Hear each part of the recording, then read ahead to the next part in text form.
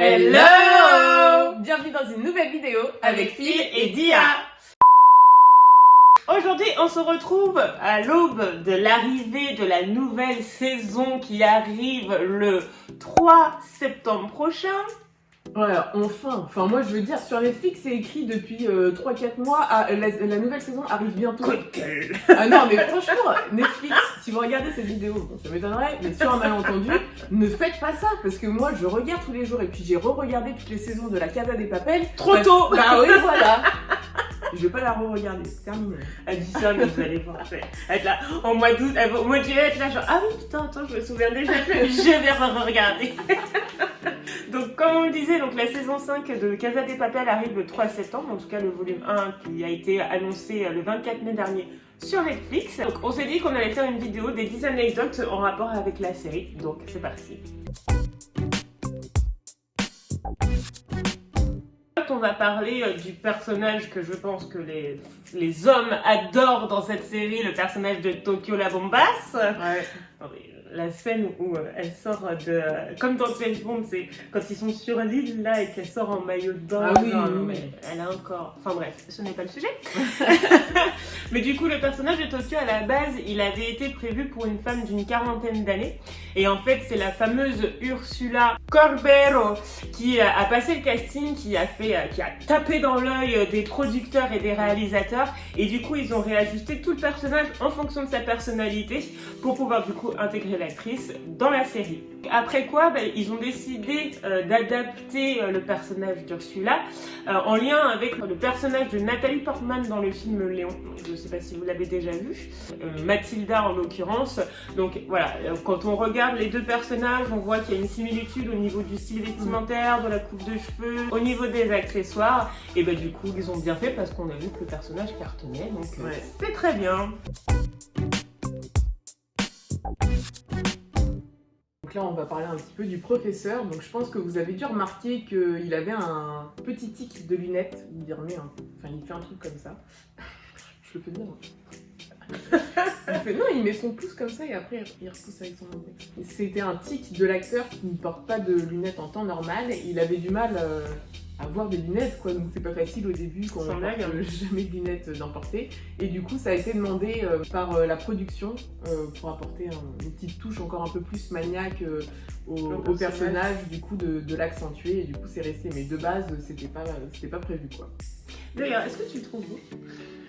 Non. Ok.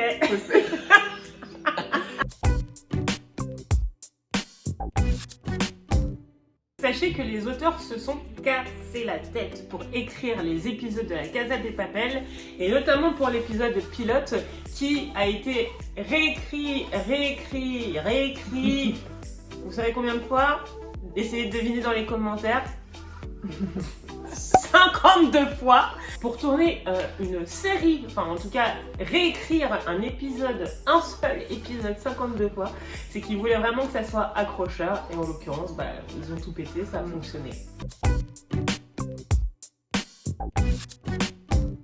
Les épisodes, donc sauf effectivement le premier, les épisodes ne sont pas écrits en avance.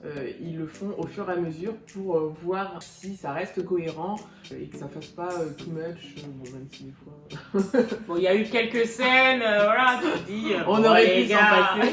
Parce que c'est vrai qu'il y a un nombre de retournements de situations incroyables. Ah, mais totalement. Et donc je pense que c'est pour ça qu'ils attendent que les scènes passent et voir si au niveau du jeu d'acteur, de voir les scènes tourner et voir s'ils peuvent rajouter des choses ou en retirer du plan qui était prévu à la base.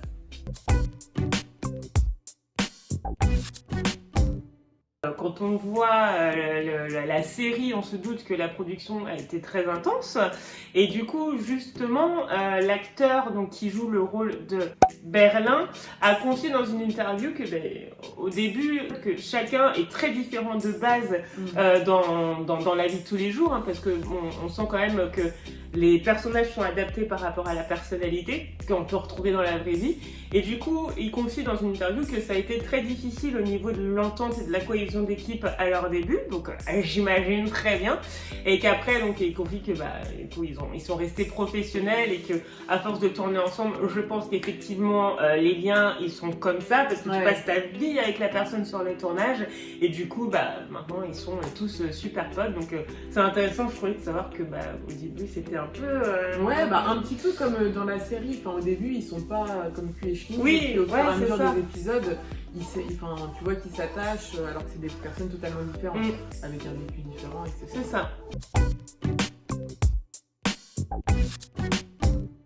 Là, moi, je vais vous parler du fameux Arturo qui n'a peur de rien et que tout le monde déteste. Voilà, exactement. Et dans la série, il a décidé, je sais pas, je pense que c'est un commun accord quand même avec la production. Il n'a pas eu peur de se faire recoudre en vrai. Ils nous ont fait intervenir un vrai chirurgien en tant que figurant pour le recoudre en vrai.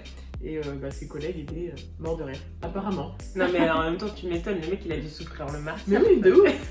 De ouf. C'est ça qu'on voit, c'est là qu'on voit les vrais acteurs, tu vois. Ouais, non mais quand même j'estime que à notre époque faire des effets spéciaux, du maquillage pour les coudes c'était possible. Alors je ne sais pas pourquoi ils l'ont fait. Ouais, mais je pense que c'est pour les émotions, tu vois.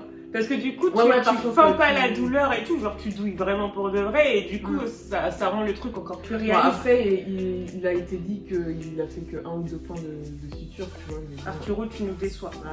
Même jusque là, tu nous déçois, putain. Ouais, c'est ça, que de la gueule. Ouais, c'est clair. Mais il va jamais au bout des choses. Exactement le personnage. Cirujano, para que no nos ponemos un actor que lo haga. Puso un punto de verdad. Estábamos todos descojonándonos. Le scénario est inspiré de faits réels parce qu'effectivement en fait il y avait eu un braquage qui était prévu dans la ville de Grenoble en France. Après une longue enquête de la police judiciaire, donc les malfaiteurs en question préparaient du coup le braquage de la banque, de l'une des plus grandes banques d'imprimerie d'Europe. Rien que ça les gars. Il s'agit de la société fiduciaire de Rennes. Selon les forces de l'ordre, il y a un véritable arsenal qui avait été saisi lors de cette enquête. Du coup, les mecs avaient tout préparé, notamment pour percer le béton, pour pouvoir entrer dans le bâtiment. Et au final, ce sont 12 personnes qui se sont fait interpeller et qui sont parties en zonzon. Voilà. Avant d'arriver sur Netflix, La Casa de Papel était diffusée exclusivement en Espagne sur la chaîne Antena 3 et ça fait un bide en fait. Ça n'a pas matché avec le public. C'est ouf, hein. Ouais. Tu sais, les mecs, ils ont eu le nez à Netflix, vous êtes bons là-dessus. Bah oui, je pense que les mecs doivent regarder plusieurs séries. Et du coup, c'est grâce à Netflix. Il n'y aurait dû avoir qu'une ou 2 saisons. Parce que déjà, les producteurs prévoyaient d'annuler la série tellement ça faisait pas de. Il n'y avait pas de succès quand. Ils n'avaient pas beaucoup de moyens aussi. Ouais, c'est vrai. Alors qu'ils ont fait des trucs chouettes. Hein. Ouais. Mais du coup, on peut dire merci à Netflix. Merci Netflix.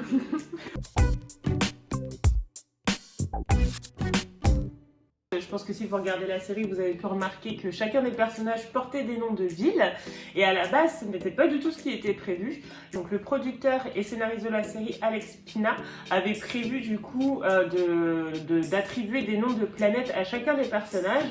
Et le truc totalement incongru, il a vu un mec de son équipe avec un t-shirt Tokyo et là il s'est dit bingo. Mais je crois que c'était Tokyo d'ailleurs. Ah ouais? Ouais. Et voilà, donc le nom du t-shirt Tokyo, il s'est dit vas-y, tous les personnages vont porter des noms de villes et je trouve ça plutôt stylé en fait. C'est rare de voir des trucs comme ça en fait dans des séries. Ouais. Et c'est comme ça qu'ils se sont retrouvés avec des noms de villes, donc Tokyo, Nairobi, Berlin, etc. Ça aurait fait hyper bizarre, Mercure, Mars. Ouais, tu vois, je trouve que ça a moins d'impact. Ouais. Tu vois. Ah bah ouais, carrément. Ouais. Ça fait plus mafieux, je trouve. Ouais, exactement. Et puis du coup, ça nous permet de réviser notre géographie.